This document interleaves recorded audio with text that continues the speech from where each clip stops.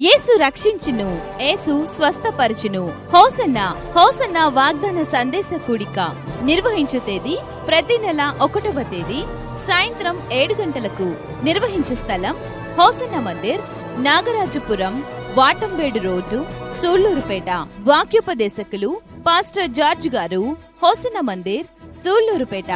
యేసయ్యా అని పిలవగలిగితే, యేసయ్యా అని స్వరమెత్తి ఆయన్ను రమ్మని ఆహ్వానించగలిగితే నిశ్చయముగా మీతో కూడా చెప్తూ ఉన్నారు, నీవు నా దేవుని స్వరమెత్తి పిలవగలిగితే ఆయన నీ పిలుపును వినబోతూ ఉన్నాడు, నీ స్వరమును వినబోతూ ఉన్నాడు. నీ స్వరమును విన్న దేవుడు నిలచి నిన్ను దాటిపోకుండా ఏది కోరుకుంటావో అది నీకు దయచేయబోతూ ఉన్నాడు. ఏది ఆశపడతావు నీవు దాన్ని చూడబోతూ ఉన్నావు, దాన్ని పొందుకోబోతూ ఉన్నావు. నీవు ప్రభువును పిలిచి నాకు ఇది కావాలి అని కోరుకో. దైవజనులు వాక్య పరిచర్య చేసి ప్రత్యేక ప్రార్థనలు చేదురు. హోసన్నా వాగ్దాన సందేశ కూడిక అందరూ ఆహ్వానితులే.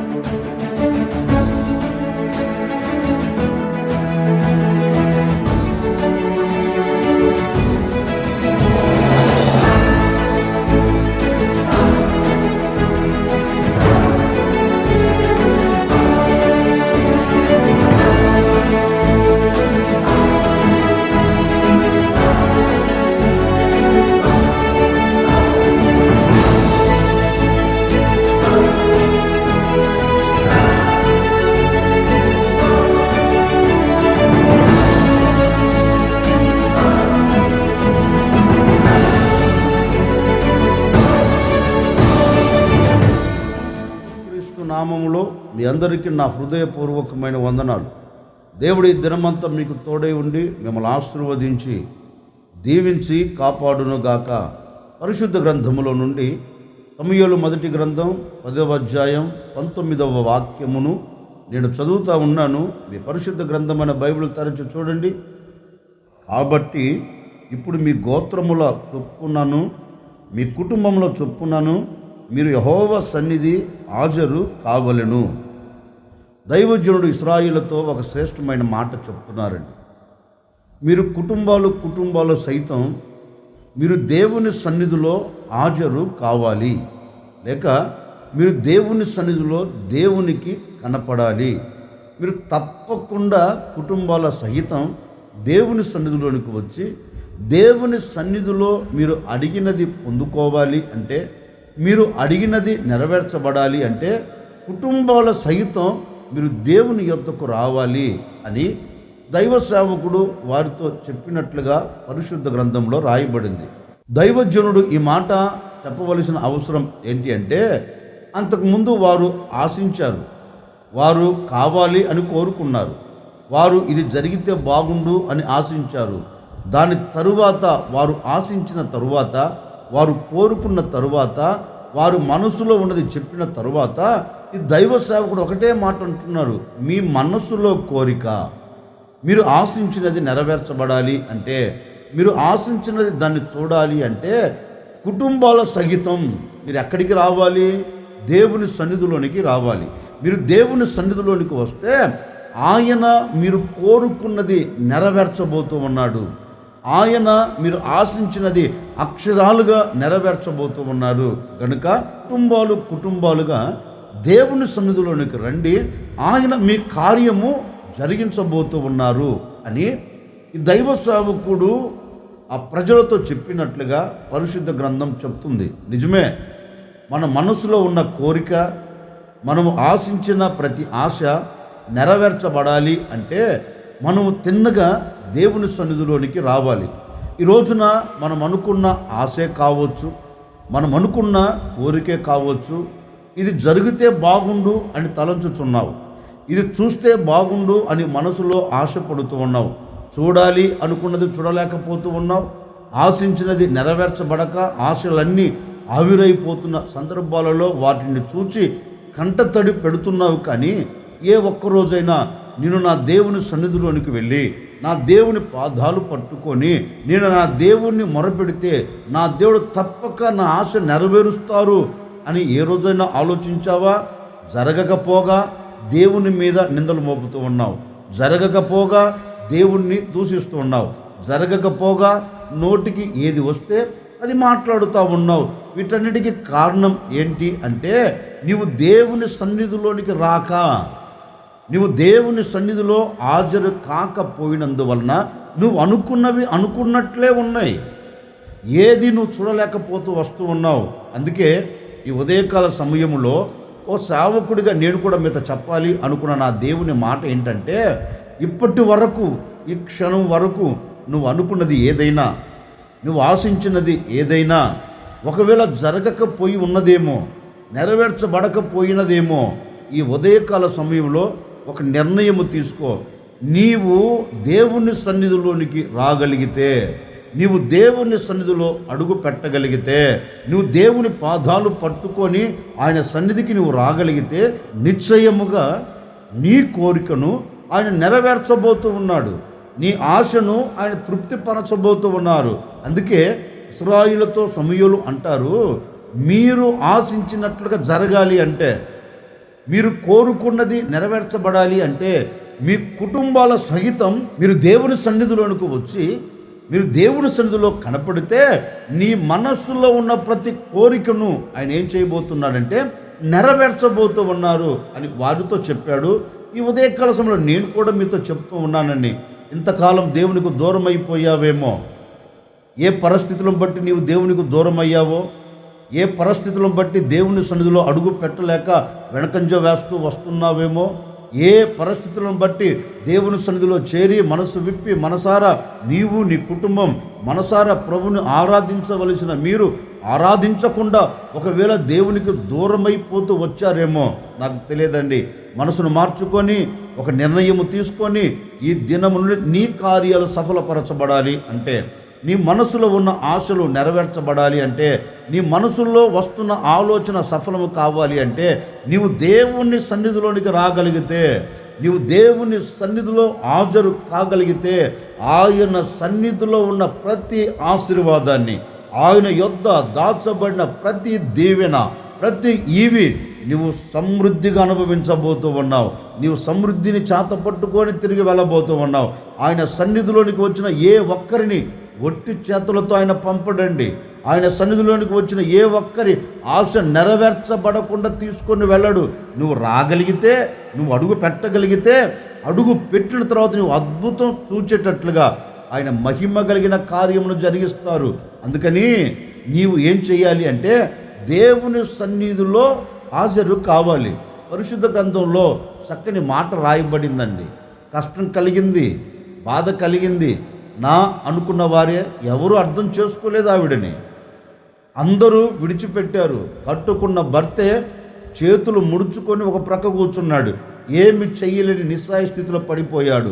ఏమి చేయాలో అర్థం కాక ఆ తల్లి తిన్నగా దేవుని సన్నిధిలోనికి వెళ్ళింది. దేవుని సన్నిధిలో అడుగుపెట్టి ఓ చిన్న ప్రార్థన చేస్తుంది.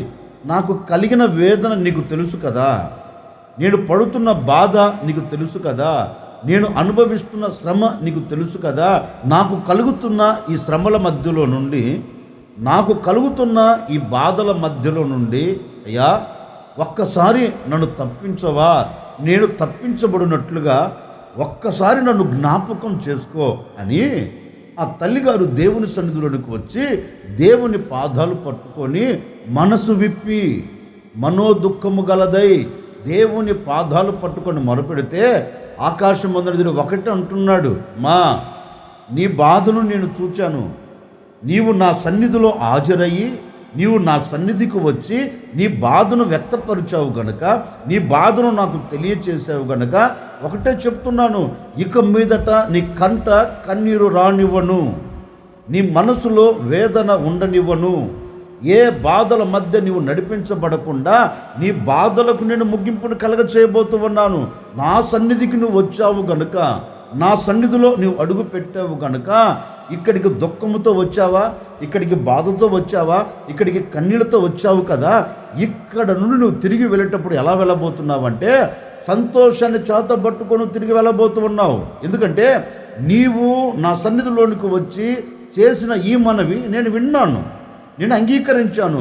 వచ్చిన నీవు వచ్చినట్లుగా తిరిగి వెళ్ళవు, సంతోషాన్ని చేతబట్టుకొని తిరిగి వెళతావు అని దేవుడు ఆమెతో మాట్లాడినట్లుగా లేఖనంలో గ్రంథస్థం చేయబడింది. వాక్యంలో రాయబడినట్లుగా ఆ యమ్మ వచ్చేటప్పుడు, దేవుని సన్నిధిలోనికి వచ్చేటప్పుడు దుఃఖంతో వచ్చింది, వేదనతో వచ్చింది, బాధతో వచ్చింది, సమస్యల మధ్యలో వచ్చింది, శ్రమల మధ్యలో అడుగుపెట్టింది. తిరిగి ఇంటికి వెళ్ళేటప్పుడు వాక్యం చెప్తుంది, నాట నుండి ఆమె దుఃఖ ముఖము మాని తన ఇంటికి తాను తిరిగి వెళ్ళిందంటండి. అంటే దేవుని సన్నిధిలోనికి వచ్చేటప్పుడు దుఃఖం, దేవుని సన్నిధిలో వచ్చేటప్పుడు వేదన, దేవుని సన్నిధిలోనికి వచ్చేటప్పుడు శ్రమ, దేవుని సన్నిధిలోనికి వచ్చేటప్పుడు బాధతో వచ్చిందండి. మరి దేవుని సన్నిధిలోంచి ఎలా తిరిగి వెళ్ళింది? దుఃఖం అక్కడ విడవబడింది, వేదన అక్కడ తొలగిపోయింది, బాధకు అక్కడ ముగింపు కలిగింది.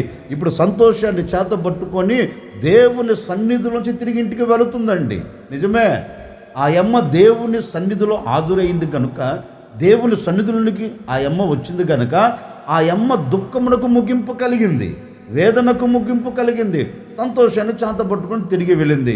ఈ ఉదయకాల సమయంలో నేను కూడా మీతో చెప్పాలనుకున్న మాట ఏంటంటే, ఇలాంటి ఆనందాన్ని ఎన్నిసార్లు నువ్వు పోగొట్టుకొని ఉన్నావు?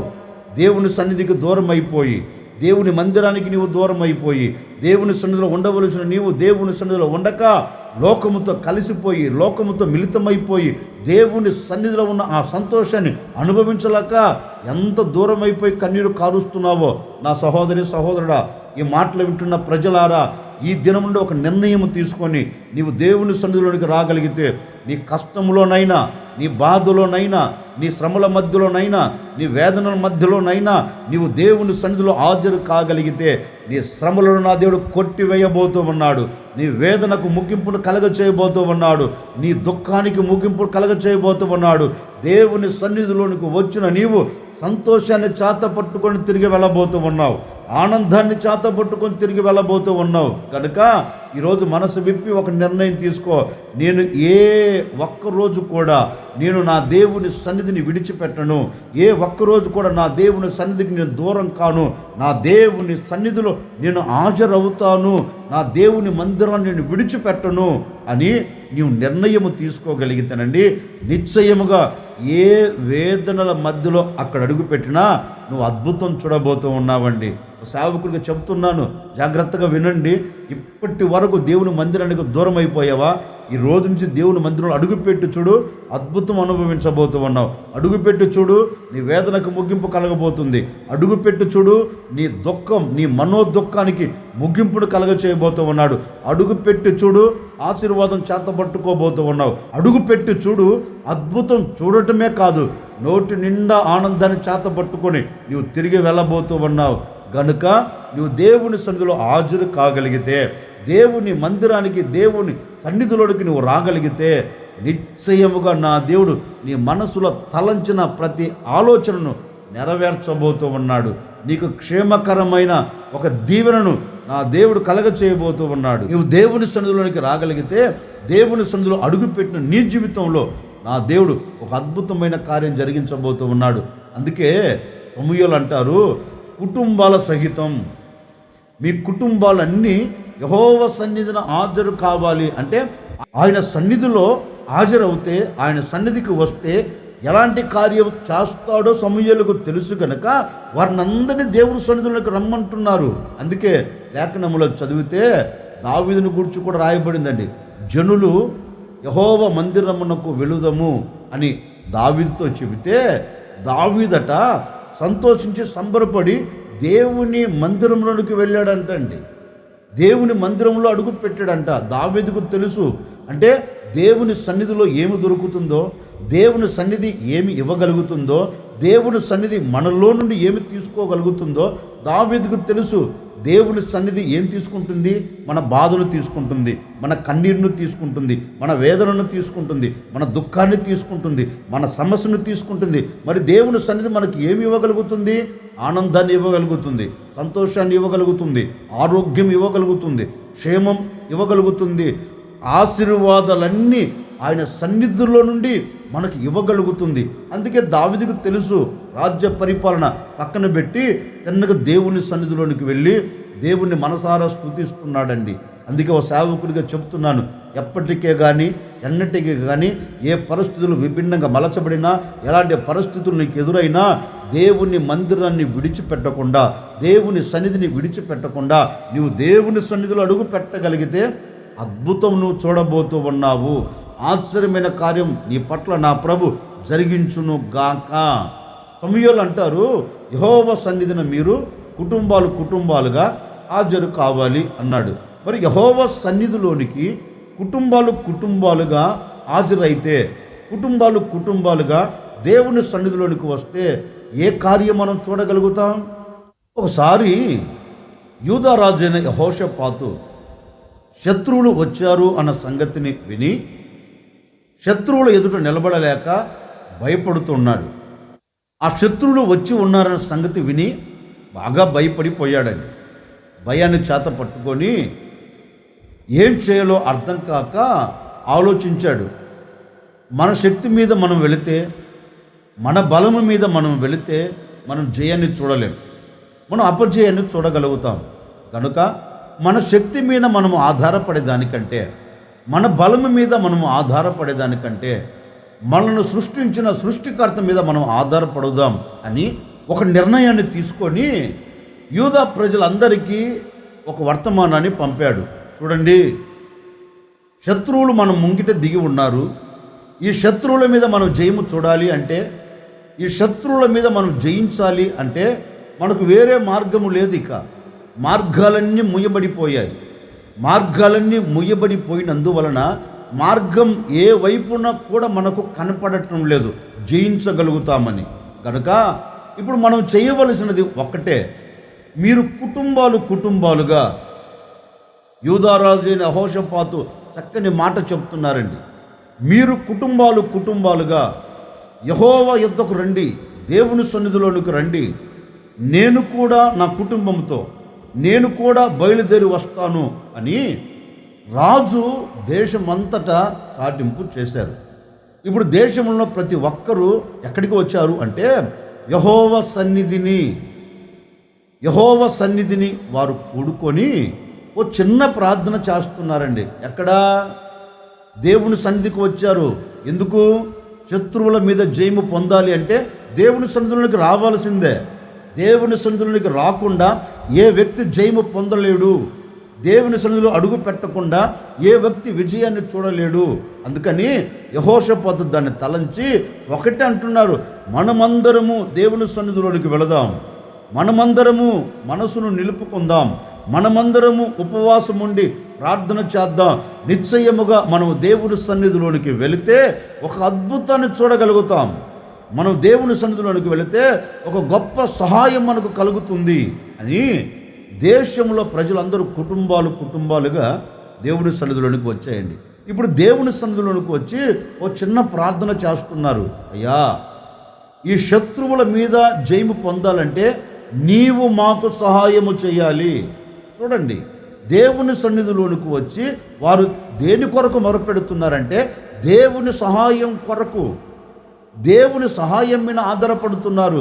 అయ్యా, మా బలము చేత మేము అడుగులు వేస్తే శత్రువుల చేత చంపబడుతాం, మా శక్తి మీద మేము ఆధారపడితే మా దేశం శత్రువుల పాలవుతుంది.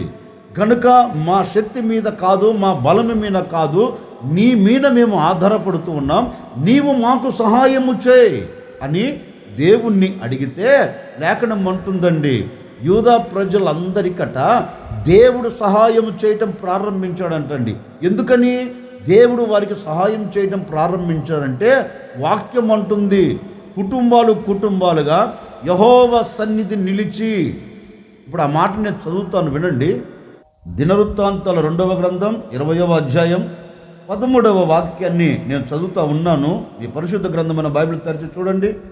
యూదా వారందరూ తమ శిశువులతోనూ భార్యలతోనూ పిల్లలతోనూ యెహోవా సన్నిధిని నిలవబడిరి. దేవుని వాక్యం ఉంటుంది, శత్రువుల మీద విజయము పొందుటకు కుటుంబాలు సహితం, కుటుంబంలో ప్రతి ఒక్కరూ యెహోవా సన్నిధిని నిలిచి ఇప్పుడు సహాయం కొరకు వేడుకుంటున్నారండి.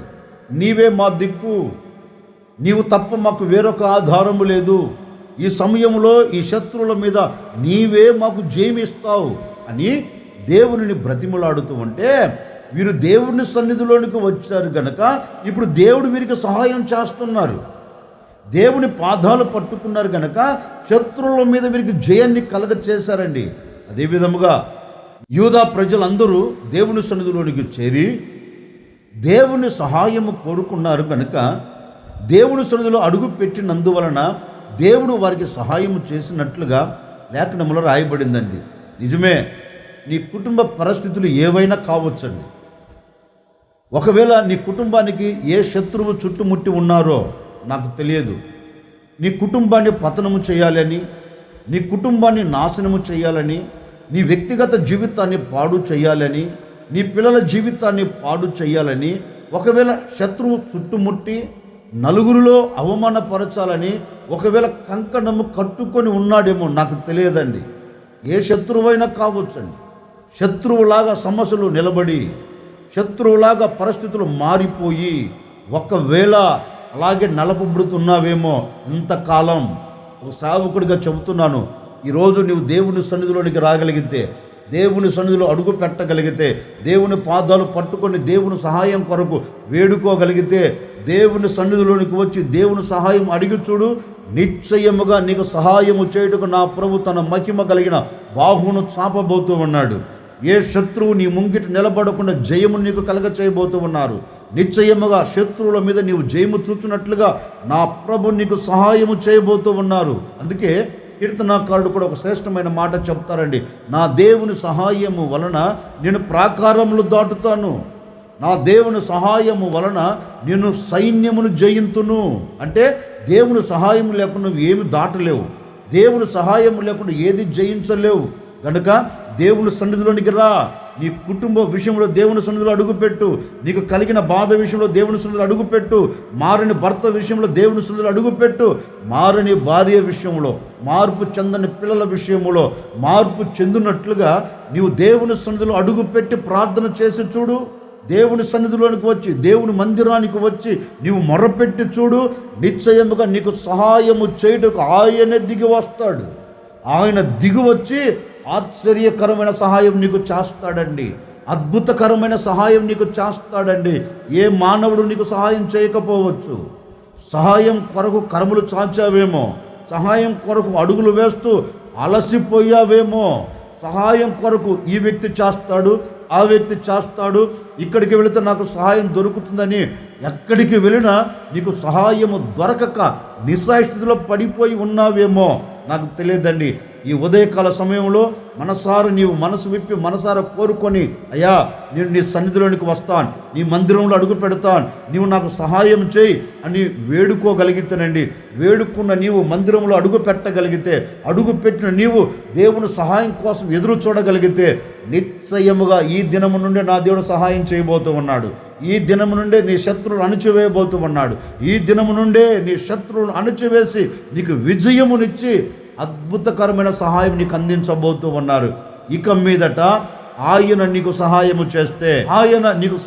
చేస్తే ఎలాంటి శత్రువు నీ ముంగిట నిలబడకుండా ఆయన తరిమి వేయగలుగుతాడు. అందుకే మొర్దెకై అంటాడు, ఈ విషయంలో నీవు సహాయము చేసినా సహాయము చేయకపోయినా యూదులకు వేరొక దిక్కు నుండి సహాయం కలుగుతుంది. ఏ దిక్కు? వేరొక దిక్కు అంటే ఏ దిక్కు? నా ప్రభువైన యేసుక్రీస్తు దిక్కు.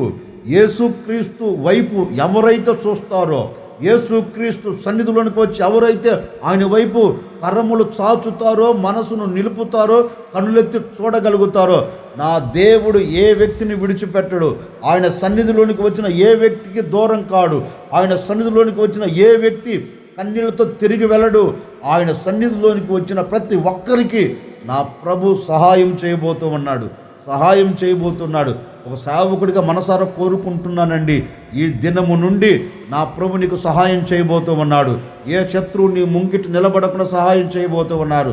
మార్పు విషయంలో సహాయం చేయబోతూ ఉన్నారు. నీ కుటుంబపు మార్పు విషయంలో సహాయం చేయబోతూ ఉన్నాడు. నీ పిల్లల మార్పు విషయంలో సహాయం చేయబోతున్నాడు. నీ భర్త మార్పు విషయంలో నీకు సహాయం కలగబోతూ ఉంది. సహాయము చేయగలిగిన దేవుడు ఈ దినము నుండి నీతో కూడా నిలిచి ఉండబోతూ ఉన్నాడు. నీతో కూడా నడవబోతూ ఉన్నాడు. నీతో కూడా నిలిచి ఒక అద్భుతమైన కార్యాన్ని నా దేవుడు సృష్టించబోతూ ఉన్నాడు. ఈ దినము నుండి నా దేవుని సహాయము నువ్వు పొందుకోబోతూ ఉన్నావు. సహాయం పొందుకున్న నీ నోట నా దేవుడు నవ్వును కలగ చేయబోతూ ఉన్నాడు. నవ్వును ఉంచబోతూ ఉన్నాడు. ఆనందాన్ని కలగ చేయబోతూ ఉన్నారు. ఇట్టి ఆనందం నీ కుటుంబానికి నా దేవుడు దయచేయునుగాక. అందుకని మీకు సహాయం కలగాలి అంటే దేవుని సన్నిధిలోనికి నువ్వు రాగలిగితే, దేవుని సన్నిధిలో అడుగు పెట్టిన నీకు నా ప్రభు ఏ విషయంలో సహాయం కావాలో ఆ విషయంలో నీకు సహాయం చేసి అత్యధికమైన విజయాన్ని కలగ చేయబోతూ ఉన్నాడు. అందుకే సమూయేలు అంటారు, బాబు ముందు మీరు కుటుంబాల సహితం దేవుని సన్నిధిలోనికి రాగలిగితే దేవుని సన్నిధిలో ఉన్న సహాయం మీరు పొందుకోగలుగుతారు. దేవుని సన్నిధిలో ఉన్న ప్రతి దీవెన మీరు అనుభవించగలుగుతారు అన్నట్లుగా నా ముగింపు మాటలుగా నేను కూడా కోరుకొని మిమ్మల్ని ఆశీర్వదిస్తున్నానండి. ఏ సహాయం కోసం ఎదురు చూస్తున్నావో నా తల్లిదండ్రులారా, ఏ సహాయం కోసం నీవు కర్మలు చాపుతూ ఉన్నావో, ఏ సహాయం కోసం ఎదురు చూపులు చూస్తున్నావో, చూచి అలసిపోయావేమో, సహాయం కలగలేదేమో, అలసిపోవలసిన అక్కర్లేదు, కంగారు పడవలసిన అక్కర్లేదు. కనికరము కలిగిన దేవుడు తప్పక నీకు సహాయం చేయబోతూ ఉన్నాడు. ఈ దినము నుండి నా దేవుని సహాయం నీకు ప్రారంభం కాబోతూ ఉంది. ఈ దినము నుండి నా దేవుని సహాయాన్ని మీరు చూడబోతూ ఉన్నారు. ఈ దినము నుండే నా దేవుని సహాయాన్ని పొందుకొని మీరు ఆనందకరంగా గంతులు వేయబోతూ ఉన్నారు. సహాయం కొరకు ఈరోజు దేవుని సన్నిధిలో నిలబడి మీరు ప్రార్థన చేసుకోండి. ఏ సహాయం కావాలని కోరుకుంటారో మీరు ప్రార్థన చేసుకోండి. ఒక సేవకుడిగా నేను కూడా నా దేవుని సహాయం మీకు కలుగునట్లుగా మీ కొరకు కూడా నేను ప్రార్థన చేస్తాను. ఆశ్చర్యకరుడా, మీకు స్తోత్రాలు చెల్లిస్తూ ఉన్నాం. మీరంతైనా సర్వశక్తి కలిగిన దేవుడవు తండ్రి. ఈ విధముగా ప్రతి దినం మిమ్మల్ని స్తుతించున్నట్లుగా, ప్రతి ఉదయకాల సమయంలో మీ మాటను మేము ధ్యానించినట్లుగా, మీ మాటను మేము వినున్నట్లుగా నాయన ఇలాంటి ఆశ్చర్యకరమైన సహాయం మీరు చేస్తూ వచ్చారు. అందును బట్టి మీకు స్తోత్రము తండ్రి. నీ సన్నిధికి మేము హాజరవుతే నీ సన్నిధిలో ఏమి ఉందో, నీ సన్నిధిలో ఏమి కలుగుతుందో మీ లేఖనాలు సెలవిచ్చినట్లుగా నాయన, ఎందరైతే నీ సన్నిధిలోనికి వచ్చి మొరపెడుతున్నారో ప్రతి కుటుంబానికి సహాయం మీరు కలగ చేయబోతున్నందుకై మీకు స్తోత్రం. ఏ కుటుంబం అయితే సహాయం కోసం ఎదురు చూస్తుందో, సహాయం కలగక, సహాయము దొరకక ఇప్పటి వరకు పడిపోయిన ప్రతి కుటుంబాన్ని మీరు లేవనెత్తండి, సహాయము చేయండి. ఏ విషయంలో ఈ ప్రజలు సహాయం కావాలి అని కోరుకుంటున్నారో, వ్యాపారం కావచ్చు, చేతి పని కావచ్చు, ఉద్యోగం కావచ్చు, ఆత్మీయ స్థితి కావచ్చు, ఏ విషయంలో బిడ్డల సహాయం కోరుకున్నా ఆ విషయాలలో మీరు సహాయం అందించబోతున్నందుకై మీకు స్తోత్రం. మీరు సహాయం చేస్తున్నందుకై మీకు స్తోత్రం నాయన. వీరికి సహాయం చేసి దినదినము ఆశీర్వాదకరంగా బిడ్డలు నిలిపి ఘనమైన నామమునకు మహిమ తెచ్చుకోమని యేసు నామములో అడిగి వేడుకొనుచున్నాము తండ్రి, ఆమెన్. ఈ దినమంతా నా ప్రభువు అయిన యేసుక్రీస్తు మీకు తోడై ఉండి మీరు ఏ సహాయం కోసం ఎదురు చూస్తున్నారో ఆ సహాయములన్నిట్లో నా ప్రభు మీకు సహాయం అందించును గాక. ఆమెన్.